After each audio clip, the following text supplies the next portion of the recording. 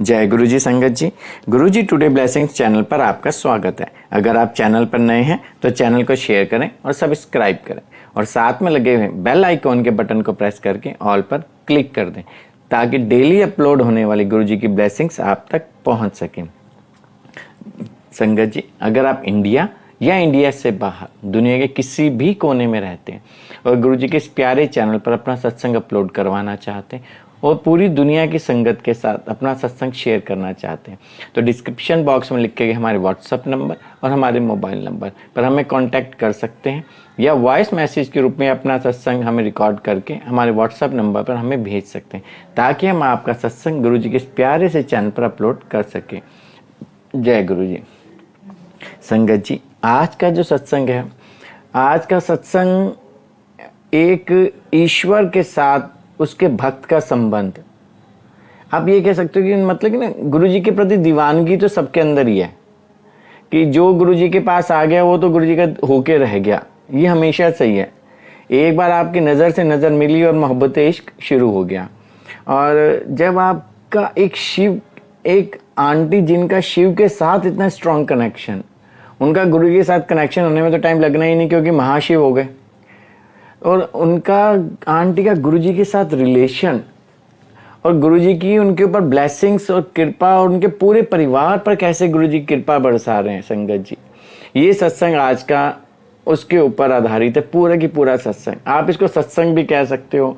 उन आंटी जी का गुरुजी के साथ उनके रिलेशंस, उनकी जर्नी, उनका संबंध, और मतलब कि आप ईश्वर ने जिस रूप में भी, चाहे भगवान कृष्ण के रूप में उनका रिलेशन, मतलब ये सत्संग इतना प्यारा, इतना अद्भुत है ना। आपको सत्संग सुन के इतना फील होगा कि आप अमृत की धारा में डूबते चले जाओगे संगत जी।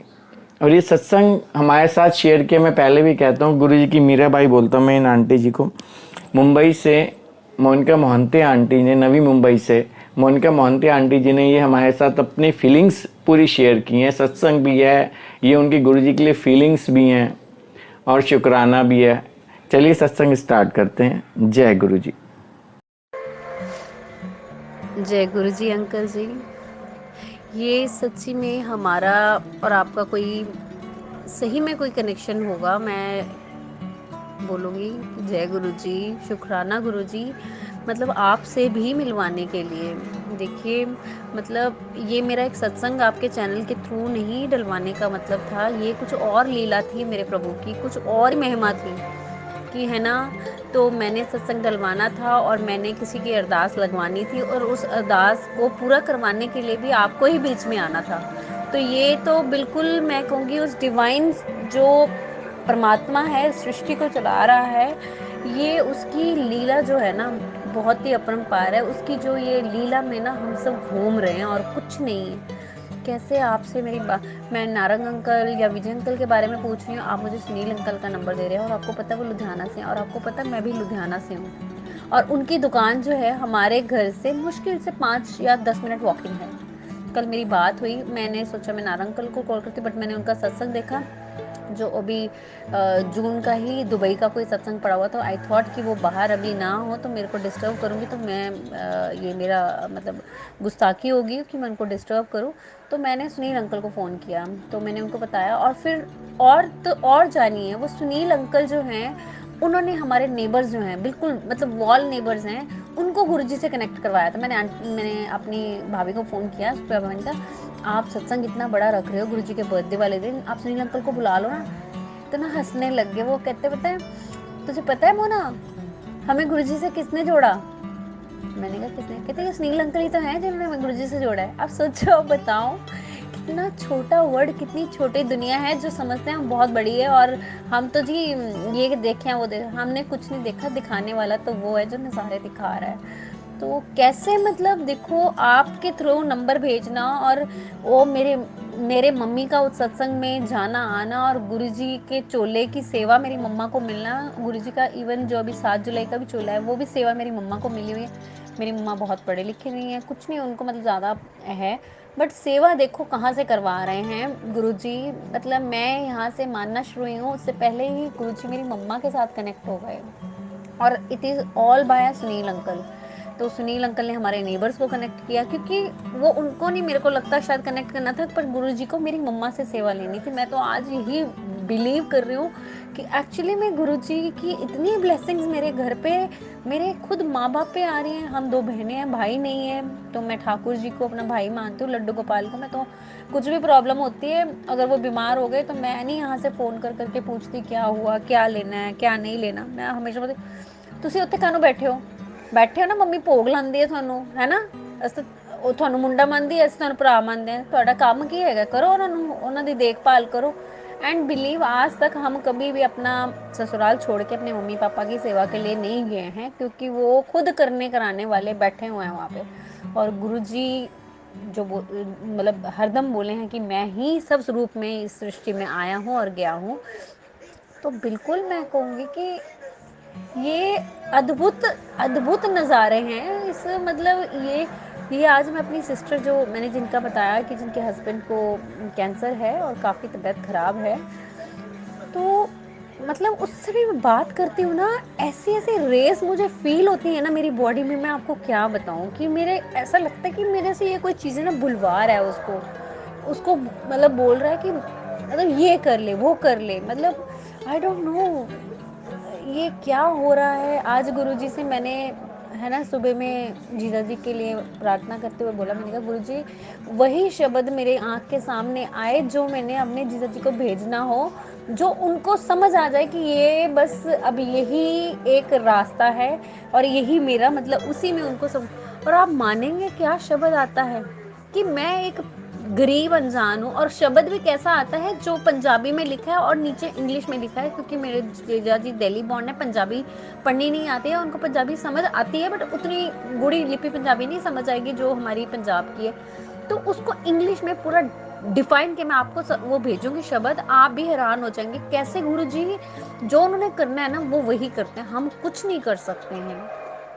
ये मैं सत्संग नहीं सुना रही हूँ, बट ये रियलिटी ऑफ मतलब ऐसा ऑरा चमक रहा है उस प्रभु का, उस पल का। मैं कैसे शुक्राना करूँ मेरे महाराज का, मतलब सही में गुरु के बिना ना ये जो संसार है ना हम पार ही नहीं कर सकते हैं। हम इसमें ना जन्म लेके बड़ा अपने आप में ठारे मारते हैं कि हम ये कर लेंगे, वो कर लेंगे, हम पढ़ लिख के ये बन जाएंगे। मैंने आईटी इंजीनियरिंग की हुई है, मैं क्या कर रही हूँ, मैं कुछ और कर रही हूँ जो मेरे लाइन से नहीं। तो ये सब चीज़ें ही अलग हैं। ये जब डॉक्टर्स तक अपने मुंह से ये बोल रहे हैं कि गुरुजी आके सब करते हैं, हम कुछ नहीं करते, तो मैं तो बड़ा तुच्छ सा प्राणी हूँ इस सृष्टि के अंदर, कि जो तो अभी सिर्फ कनेक्ट हुआ है और उनको जानना चाहता है, इतना ज़्यादा जानना चाहता है, जितना जानना चाहती हूँ उससे ज़्यादा वो मेरे को और दिखाते हैं कि क्या है, क्या मतलब कौन है ये, और ज़्यादा और ज़्यादा। और आप देखिए कल नंबर भेजा है, बात हुई है, अनफॉर्चुनेटली थोड़ा सैड न्यूज़ भी मिला कि जो विजय अंकल हैं उनके विजय अंकल के वाइफ या पता नहीं उन्हें नाम बताया था, विजय अंकल को शायद किसी और नाम से भी बोलते हैं, तो कहते उन्हों दी वाइफ दी कल है ना वो गुरु चरना च चले गए ने, तो हले तो नहीं मिलेगा प्रसाद, बट श्योरली जिदा ही टाइम ठीक आता मैं गल करदा एंड मैं अरेंज करदा कुछ जिवें हो सकता है, जे अगर सच्ची च प्रसाद उत्ते हैगा, जे तुहानूं पता लग्या किसे सत्संग राही पता चलिया है, तो आई एम श्योर कहते गुरु जी की अपनी कृपा लीला होनी है, वो मिलना होना उन्होंने, कृपा उन्होंने वास्ते होनी है, वो मिल के ही रहूगी, उन्होंने कोई नहीं वो कर सकता। सो दिस इज़ हाउ मैंने सोचा मैं आपका शुक्राना कर दूं और मैं आपको भी बताऊं कि कितना खूबसूरत ये एक मैं कहूँगी एक ट्रेन मिल गई है, मैं यही बोलूँगी कि इतनी खूबसूरत ट्रेन मिल गई है जिसमें सब प्रभु गुण गाने वाले हैं। हर रोज़ उठो सत्संग सुनो, मतलब जो मैं रोती थी कुछ महीने पहले कि कैसी जगह में गुरुजी मुझे, मतलब भगवान को, मैं शिव जी को बोलती थी कैसी जगह में आ गई हूँ, कितने पाप किए मैंने कि मैं आपके सत्संग से भी वंचित हो गई हूँ। इतना तो मौका मिलता था जब मैं चंडीगढ़ में थी, दिल्ली में थी तो शिव मंदिर चली जाती थी, घर के पास ही था, यहाँ शिव मंदिर भी घर के पास है फिर भी नहीं जाती। मतलब इतना मेरा बुरा टाइम आ गया ज़िंदगी का कि जो इतना प्यार बचपन से मैंने किया, और आज ये दिन देख रही हूँ ना मैं प्रभु के गुण गा पा रही हूँ, ना मैं कीर्तन कर पा रही हूँ, और घर के पास मंदिर होकर भी सुबह वॉक जाती हूँ, मंदिर के बाहर से ऐसे आ जाती हूँ। फिर 2 साल मंदिर का बंद रहना, और उसके बीच में बस दिल करता जाऊँ, जाके सिर्फ बाहर से देखने को ही मिलता था। तो मतलब जाके आप वो नहीं, ये बड़ी अलग सी अनुभूतियाँ हैं, मतलब हम इनका पार नहीं पा सकते हैं। ये बहुत ही, मैं कहूँगी अमृत लीला है। मैं तो कहूँगी अमृत की वर्षा नहीं, वो इतनी लीला करते थे कि उसी में खो जाओ। जैसे आपने अपनी ज़िंदगी में कभी श्री कृष्ण की रास लीला देखी होगी, तो रास लीला वो जो आते थे ना मंडली बना के, ये क्या बोलते हैं, मथुरा वृंदावन से टोलियां आते थे हर शहर में। पंजाब में तो आती थी, पता नहीं, आई डोंट नो ये पंजाब में भी हर जगह आती थी कि नहीं, कि लुधियाना में तो आती थी, हरिमंदिर में आती थी। तो मैं आपको क्या बताऊं, मतलब पता नहीं मैं आपसे इतनी बात कैसे कर लेती हूँ। ये कोई कनेक्शंस ही हैं कि बचपन में लोगों ने खिलौने खेले हुए हैं, है ना। आपने भी शायद कुछ खिलौने, football, bat ball, gilli danda, कंचे कुछ खेले होंगे। मैंने ये कभी नहीं खेला है, मेरी बहन ने भी कुछ नहीं ऐसा खेला। हम मंदिर पुजारी के यहाँ पे मतलब पोतियाँ होके पैदा हुई। ज़िंदगी की जो स्टार्टिंग पल थे, जब कहते हैं ना, जो बच्चे को जो सिखा दो वो कच्ची कच्ची मिट्टी का घड़ा होता है, कच्ची मिट्टी होती है, घड़ा भी नहीं होता, घड़ा बनने में होता है। उसको जैसा ढाल दो, तब तो समझ नहीं आया कि हम मंदिर में घंटियों से खेल रहे हैं, भगवान के दर्शन करते करते खेल रहे हैं। कोई खिलौना नहीं, एक खिलौना भी मेरी ज़िंदगी में मेरे माँ बाप ने मुझे खरीद के दिया हो तो वो खुद आके कह दें, हाँ 5 रुपए का एक गुब्बारा आता था दशहरे वाले दिन, वो हमें साल में एक ज़रूर मिलता था। और आज ऐसा है कि हमारे बच्चों के पास कौन सा खिलौना नहीं है, जो बोलते हैं वही हम ला के दे देते हैं। बट वो खिलौने शायद ना इन खिलौनों से बहुत ज़्यादा थे, जो इतनी अटैचमेंट दिल में भर के चले गए। तो वो रास लीला जब देखते थे ना, तो वो ऐसा लगता था कि जो उसमें जो रास कर रहे हैं ना कृष्ण, वो सही में ओरिजिनल कृष्ण आ गए हैं। तो वो ऐसा ही फील होता था, कभी लगता ही नहीं था कि ये तो बंदा बना हुआ है ना। और ये राधा भी एक आदमी बना हुआ, कभी सोचते राधा मतलब हमारे लिए वो राधा रानी ही होती थी। और ऐसे सुनते, ऐसे देखते थे कि लगता था कि कहीं, और निकलने को मन ही नहीं करता था वहाँ से। 2 घंटे 3 घंटे पढ़ाई की कोई चिंता नहीं जिंदगी में, मतलब माँ बाप ने भी नहीं कभी बोला कि पढ़ लो, है ना, भी आगे कुछ बनना है लाइफ में। वो टेंशन ही नहीं थी कुछ बनने की, क्योंकि डेस्टिनी का प्लान उसने खुद कर रखी थी ना, मैंने करना क्या है। या ये मैं तो कहूँगी कि आज ये शायद मेरी डेस्टिनी में यही था कि तू सत्संग बोला कर, सत्संग करा कर, ये मेरी डेस्टिनी थी। और ये डेस्टिनी में आके मैं जितनी खुशियाँ मेरे को मिली हैं, ये शायद मेरे को ऑफिस में जॉब करके भी नहीं मिली, या मैं अपना खुद का काम कर रही हूँ 7-8 साल से, उसमें भी उतनी खुशी नहीं मिली जितनी ये करके मुझे मिल रही है। क्या दिल को तसल्ली होती है, ठंडक मिलती है, क्या प्रभु की लीला है। कल आपको बताऊंगी, कल एक सिंगर है, क्या नाम है, जैसे ही मैं जो गुरुजी के आगे उनकी बातें करो, अच्छे अच्छों को सब कुछ भूल जाता है। हंसराज करके एक सिंगर है जो शिव के बहुत अच्छे बड़े डिफरेंट स्टाइल से भजन गाते हैं। तो उनका एक ना डमरू वाला, आप मानेंगे क्या डांस किया। घर में कोई नहीं, मैं और मेरी बेटी थे, और मेरी बेटी 4 साल की है। वो भी मेरे साथ, वो जैसे शिवजी पूरा त्रिशूल लेके नाचते थे ना, वो पता नहीं कहाँ से घर में से डंडा उठा लाई। इतनी छोटी है, उसने कुछ भगवान की कोई मूवी नहीं देखी है, कुछ नहीं, और वो बिल्कुल जैसे शंकर भगवान डमरू बजाते हुए अपनी ये त्रिशूल को पटकते हैं ज़मीन में, पटक पटक के, वो देखा है हमने मूवीज़ में एनिमेटेड ये सब करके कि ऐसे ही भगवान नाचते होंगे कभी, तो वैसे ही वो नज़ारा था मतलब। और कोई थकान नहीं, पूरा पसीने पसीने हो गए, 2 बार तीसरी, मतलब ऐसा लग रहा था कि आंखें बंद करके कहीं और ही कुछ चल रहा है। इतने घर में देखो, आप सोचो मेरी सिस्टर के हस्बैंड का लास्ट स्टेज कैंसर चल रहा है, इतना दुख है, बट वो दुख मेरे को लगता ही नहीं है। मैंने कहा गुरुजी है ना, जब वो सब रास्ते दिखा रहे हैं, इतने सत्संग सुना रहे हैं उस रास्ते में पहुंचने के, वो श्योरली उन्होंने अपने प्लान कर रखे होंगे। हमें कोई ज़रूरत नहीं इतना सोचा साची, हमें तो बस उनकी धुन में ना बिल्कुल ऐसे ही मगन होकर नाचना। तो आज आई वॉज रियली थिंकिंग कि बहुत ही ब्लेस्ड है लाइफ, कि जो सत्संग में नहीं जा सकते थे, जो सत्संग के बारे में नहीं जानते थे, वो घर में बैठ के यूट्यूब में सत्संग सुन रहे हैं, और घर में एक मन लगाकर सत्संग कर रहे हैं। जो हाँ बिल्कुल, एक वो जो कहते हैं ना, प्रसादी से हम लोग बहुत वंचित हैं, जो गुरु जी का अमृत प्रसाद, वो भी जब हमारी किस्मत में लिखा होगा मिलेगा। तो बट ये भी अमृत जो बह रहा है ना, ये भी जो गंगा बह रही है, इसमें भी गोते लगाने के, नहाने के कुछ अलग ही नज़ारे हैं। ये बड़ा ही मतलब दिल खुश करने वाला टाइम है मेरा, मतलब ज़िंदगी का। एक तो जैसे ही श्रावण शुरू होता है तो मेरे तो वैसे ही हलचल इतनी शुरू हो जाती है माइंड में, दिमाग में। ये पता नहीं क्या होता है कि मेरे को ना यहाँ कहीं भी मन लगता नहीं है, बस लगता है कि कहीं भी शिव के पास किसी भी स्थान में बुलाने चली जाऊँ। तो वैसा होता है क्योंकि मेरा बेटा बॉर्न हुआ था 2006 में। 2005 में अमरनाथ में गई थी, और अमरनाथ से जब आई हूँ तो वो शायद मैं वहाँ से वापस, बॉडी ही आई है, सोल आया ही नहीं मेरा वहाँ से। क्योंकि दुनिया क्या क्या मांगने जाती है, मैंने बोला कि बस अगर मेरी ज़िंदगी का अंत हो तो यही हो। इससे सुंदर जगह शायद ज़िंदगी में मैं कहीं देखी होंगी, और इससे सुंदर जगह शायद ही मुझे कहीं और दिखे।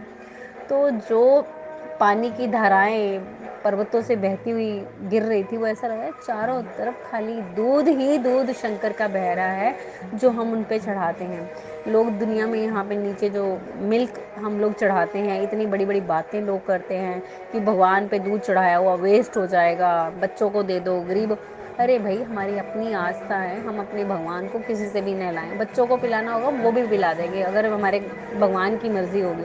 सब अपनी किस्मत लेके आते हैं, सब अपनी किस्मत लेके जाते हैं, बट जो हमारे भगवान के प्रति अपना प्रेम है, क्या बच्चों को आप अपने घर में अगर केक देना है या चॉकलेट देनी है, आपका बच्चा मांग रहा है, आप उसको नहीं देके बाहर किसी को देके अपने बच्चे को खुश कर सकते हो? नहीं ना। तो आप दो ही खरीदोगे, उसको भी दे दोगे, अपने बच्चे को भी दे दोगे। तो सेम वे, तो जो हम अपने प्रभु के लिए यहाँ करते हैं, उसके नज़ारे जो वहाँ दिखाए ना, मतलब वो आज इतने साल हो गए हैं, वो नज़ारे आज तक नहीं मन से गए। तो आंखें बंद करके वही ठंडी हवा, वही मतलब एक सुगंध, वही मतलब कैसा कैसा रास्ता था वो। कोई उस टाइम में इतने हाई फाई कैमरास नहीं होते थे, ये क्या बोलते हैं, हमारे पास फ़ोटो वाले फ़ोन्स भी नहीं होते थे कि हम फ़ोटोज़ खींच के लाएं। कुछ नहीं लाए हुए हैं, बस एक यादें लाए हुए हैं जो कि इतनी फ्रेश हैं, वो शायद एक फ़ोटो और वीडियो भी नहीं कर सकता है आज की डेट में, मैं ऐसे बोलूँगी। जय गुरु जी। ये सही में आपका भी बहुत शुक्रिया। मैं मतलब मेरा बहुत भाग्य पल होगा जो एक्चुअली में आपके साथ कनेक्शन हुआ मेरा, आपसे गुरुजी ने मिलवाया। Thank you.